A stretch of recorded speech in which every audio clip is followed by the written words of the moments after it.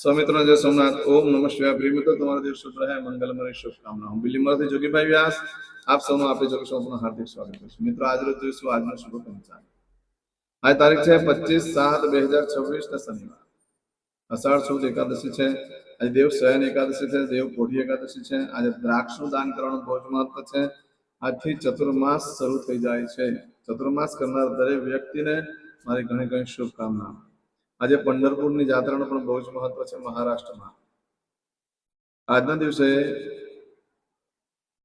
જે લોકો એકાદશી કરે છે એ લોકોને પણ બધાને મારી ઘણી ઘણી શુભકામના. એકાદશી નો ઉપવાસ તો ખાસ કરવો જોઈએ. આજથી શયની એકાદશી છે. આજે તમે જે કંઈ વ્રત તપ જપ કરશો એ જ્યારે દેવ ઉઠે ત્યારેનું ફળ પ્રાપ્ત કરાવતો હોય છે. ભગવાનની ઉપાસના આરાધના આજે ખાસ કરી લો. આજે ભગવાન વિષ્ણુની આરાધના ઉપાસના કરવાથી 1000 નામ બોલવાથી તુલસીના પાન ચલાવવાથી વિશેષ પ્રકારનું ફળ પ્રાપ્ત થતું હોય છે. ભગવાન આજે કઈ સુઈ નથી જતા. ભગવાન યોગ નિંદ્રામાં જાય છે 6 મહિના સુધી. પણ તમે જે કાર્ય કરો છો એમાં કોઈ વિઘ્ન ના આવે એટલે આ 6 મહિના હવે મહાદેવના પરિવારની પૂજા, મહાદેવનો પરિવાર આખો પૂજાતો હોય છે. હવે પછી દેવ ઉઠે ત્યાં સુધી ગણેશ, પાર્વતી માતા, કાર્તિકેય, ભગવાન શંકરની ઉપાસના આરાધના કરવા માટેનો શ્રેષ્ઠ દિવસ શરૂ થશે આજથી. આજે જોઈશું આજનો શુભ પંચાંગ. આજે બાળકો જન્મ થાય છે તિથિ ગણાય છે 11 એકાદશી તિથિ આજે સવારે 11:35 પૂર્ણ થઈ જાય છે અને ત્યાર પછી જે બાળકો જન્મ થાય એની 12 તિથિ ગણાશે. આવતીકાલે એકાદશીનો ઉપવાસ પતે એટલે બ્રાહ્મણોનું અન્નદાન ચોક્કસ કરી દેજો. આજે જે બાળકો જન્મ થાય છે નક્ષત્ર ગણાય છે જ્યેષ્ઠા. જ્યેષ્ઠા નક્ષત્ર આજે સવારે 4:37 શરૂ થયું. આવતીકાલે સવારે 7:35 પૂર્ણ થઈ જાય છે અને ત્યાર પછી જે બાળકો જન્મ થાય એનું મૂળ નક્ષત્ર ગણાશે. હવે આવતીકાલે સવારે 7:35 પછી જે બાળકનો જન્મ થાય ને એને માતા પિતાના મુખમાં જોવું જોઈએ. ન વિડીયો કોલથી ન કોઈ રીતે. 11 દિવસ પછી એની પૂજા વિધિ કરી લો, કાસણ વાટકી મોડો જોઈ લો અને પછી તમે બીજા કામ કરી શકો છો. આજના દિવસે જે બાળકનો જન્મ થાય છે એનો યોગ ગણાય છે બ્રહ્મ યોગ. આજે રાત્રે 9:09 પૂર્ણ થઈ જાય છે અને ત્યાર પછી જે બાળકનો જન્મ થાય છે એનો ઇન્દ્ર યોગ ગણાશે. આજે જે બાળકનો જન્મ થાય છે એનું કરણ ગણાય છે વિષ્ટિકરણ. આજે સવારે 11:35 પૂર્ણ થઈ જાય છે અને ત્યાર પછી જે બાળકનો જન્મ થાય એનું બહુકરણ ગણાશે. આજે જે બાળકનો જન્મ થાય છે એની રાશિ ગણાય છે વૃશ્ચિક. વૃશ્ચિક રાશિ અક્ષર આવે છે ન. એ વૃશ્ચિક રાશિનો સ્વામી મંગળ ગણાય છે. આ વૃશ્ચિક રાશિ 26 તારીખે સવારે 7:35 પૂર્ણ થાય છે એટલે ત્યાં સુધી જે બાળકોનો જન્મ થશે બધાની રાશિ વૃશ્ચિક ગણાશે. આ રાશિ તિથિ વાર નક્ષત્રો કરણનું બહુ જ મહત્વ છે. મિત્રો, એમાં જેનો જન્મ હોય તેની ચોક્કસ કરણ પૂજા વિધિ કરી લો, જીવન સરળ બની જશે. આજે જે કોઈ મારા સબસ્ક્રાઇબ મિત્ર અમારા ઘર પરિવારમાંથી કોઈ પણ સદસ્ય કોઈ જગ્યાએ ઇન્ટરવ્યુ આપવા જઈ રહ્યા છે, કોઈ નોકરી ધંધા માટે જઈ છે, કોઈ પરીક્ષા આપવા જઈ છે, કોઈ યાત્રા પ્રવાસ માટે જઈ છે, કોઈ જાન લઈને જઈ છે, કોઈ વિદેશમાં જઈ છે, કોઈનું ઓપરેશન હોય, કોઈની ડિલિવરી હોય, કોઈની સગાઈ, કોઈની છઠ્ઠીની પૂજા હોય, આવા કોઈ પણ કાર્ય તમે કરવા જઈ રહ્યા હો તો એમાં સફળતા મળે સારામાં સારી એવી ભગવાનને પ્રાર્થના કરું છું. આજના દિવસે તમે કોઈ પણ કાર્ય કરવા માટે નીકળો છો તો કાર્ય કરતા પહેલા આજનું સુકન કરીને નીકળવું યોગ્ય ગણાશે. આપણી જોગેશ ચેનલ પર જે પ્લેલિસ્ટમાં જે આજનું સુકન કરીને જાઓ સારી સફળતા મળશે. એમ તમે ઘરેથી નીકળો છો તો આજે વડીલ વૃદ્ધ વ્યક્તિને વંદન કરીને નીકળો. આજે ભિક્ષુકને ભોજન કરવાનું બહુ જ મહત્વ છે. ભગવાનને પ્રાર્થના કરવાની કે મારા કાર્યમાં મારી સાથે. આજના દિવસે કોઈ પણ કાર્ય કરવા માંગે તેના માટેનો એક ચોક્કસ શુભ સમય છે. આપણે જોઈએ સવારે 7:30 થી 9 વાગ્યા સુધીનો સમય શુભ રહેશે. એ જ રીતે બપોરે 12 થી સાંજે 4:30 વાગ્યા સુધીનો સમય શુભ રહેશે. સાંજે 6 થી સાંજે 7:30 વાગ્યા સુધીનો સમય શુભ રહેશે.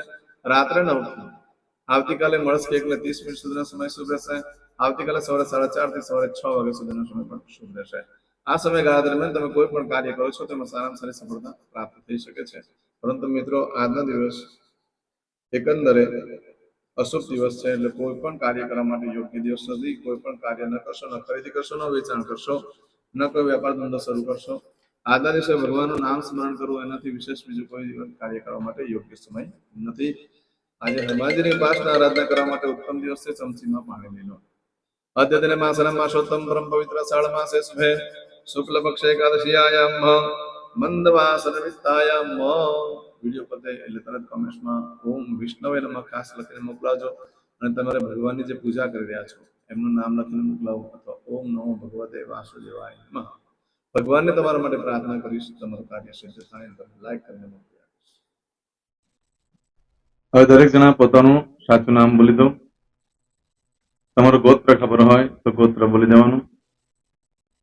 પછી બોલવાનું છે અહમ, મમ, આત્મન, શ્રુતિ, સ્મૃતિ, पुराणोक्त पुण्य फल प्राप्ति अर्थम अप्राप्त लक्ष्मी प्राप्ति अर्थम प्राप्त लक्ष्मी चिरकाल सौ रक्षणात्मक लोकेवा सभायां राजद्वारे व्यापारे विद्या अभ्यास देश विदेश सर्वत्र यश कीर्ति विजय लाभादि प्राप्ति अर्थम मम अखिल कुटुंबस्य आयु आरोग्य ऐश्वर्यादि प्राप्ति अर्थम मम जन्म समय तथा च विप्र वृंदानां जन्म समय जन्म कुंडली मध्ये स्थित ग्रहः गोचर ग्रहः महादशा अंतर्दशा प्रत्यंतर्दशा तथा च योग युति दृष्टि मध्ये शुभफल प्राप्ति अर्थम भय रोग शत्रु बाधा दोष मारण तारण मंत्र तंत्र अरिष्ट दोष पीड़ा निवृत्ति अर्थम भूत प्रेत पिशाचादि द्वारा रचित अरिष्ट दोष निवृत्ति अर्थम मम सकल मनवांछित फल और તમારા મનમાં જે કઈ ઈચ્છા હોય તે બોલી જવાનું.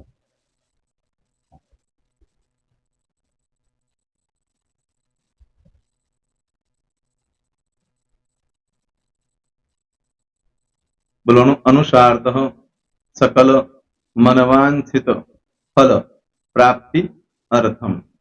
હવે જે બરકતની પૂજા વાળા છે એ લોકો તો આ બધું બોલવાનું જ હોય છે, એ લોકો માટે કોઈ સ્પેશિયલ નથી.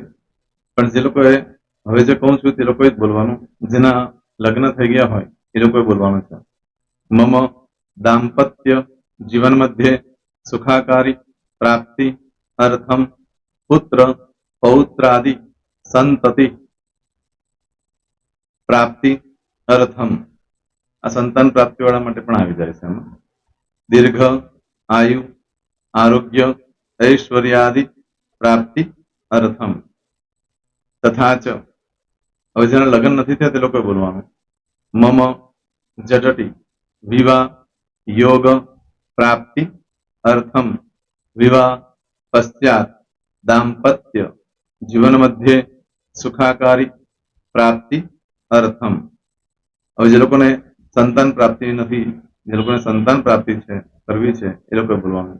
मम दाम्पत्य जीवन मध्य सुखाकारी प्राप्ति अर्थम तथा च दीर्घ आयु आरोग्य ऐश्वर्यादि समन्वित संतति सुख प्राप्ति अर्थम. હવે જે અભ્યાસ કરી રહ્યા છો છોકરા વિદ્યાર્થીઓ છે તે લોકોએ બોલવાનું છે. મમ વિદ્યા અભ્યાસ મધ્યે ઉત્તરો ઉત્તર પ્રગતિ उन्नति सानुकूलता पूर्वक दिव्य सफलता प्राप्ति अर्थम. और जे लोग विदेश में जवा मांगता हो के सीप में जवा मांगता हो, मतलब भारत देश ने बहार जने धंधो व्यापार करवा मांगता हो ए लोग अथवा विदेश जवा मांगता हो कायम माटे ए लोग बोलवानुं छे. मम जटटी विदेश गमन योग प्राप्ति अर्थम विदेश गमन कार्य मध्य सानुकूलता पूर्वक दिव्य सफलता प्राप्ति अर्थम. आरोग्य वाળા બોલવાનું છે, જેને આરોગ્યની પૂજા આપેલી હોય એ લોકોએ. એમ તો દરેક જણા જ બોલવાનું. બોલો મમ આયુ આરોગ્ય ऐश्वर्यादि प्राप्ति अर्थम.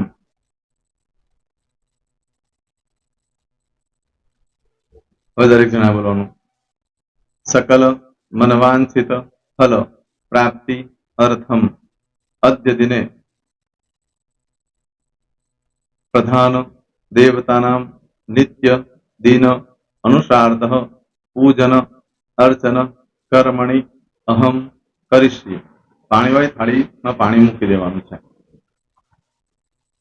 હવે તમારી બધી પૂજા જે મેં આપેલી છે એ પૂજા થઈ જાય, અથવા તો તમે રોજ પૂજા કરતા છો, મારી પાસેથી નથી લઈ ગયા, એ પૂજા થઈ જાય પછી ફરી પાછી ચમચીમાં પાણી લેવાનું. અહીંયા વિડીયોને સ્ટોપ કરી દેવાનું.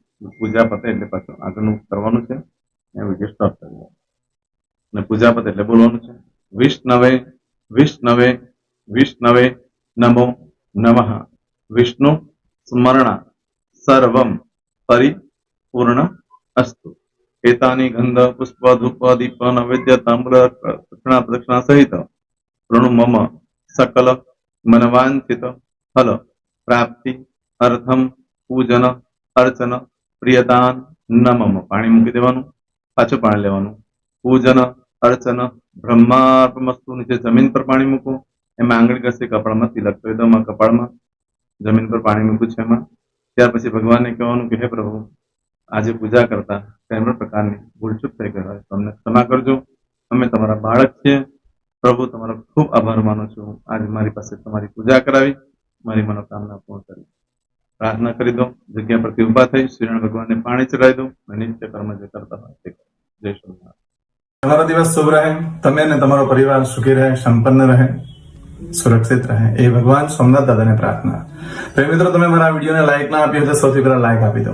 અને ત્યાર પછી જો તમે મારી આ ચેનલ સબસ્ક્રાઇબ ન કરી હોય તો સૌથી પહેલા સબસ્ક્રાઇબ કરી લો અને બેલ આઇકોન ઓલ પર ક્લિક કરવાનું ભૂલશો નહીં, જેથી કરીને સૌથી પહેલા નવી વિડીયો જે કંઈ મૂકું એ તમને મળે.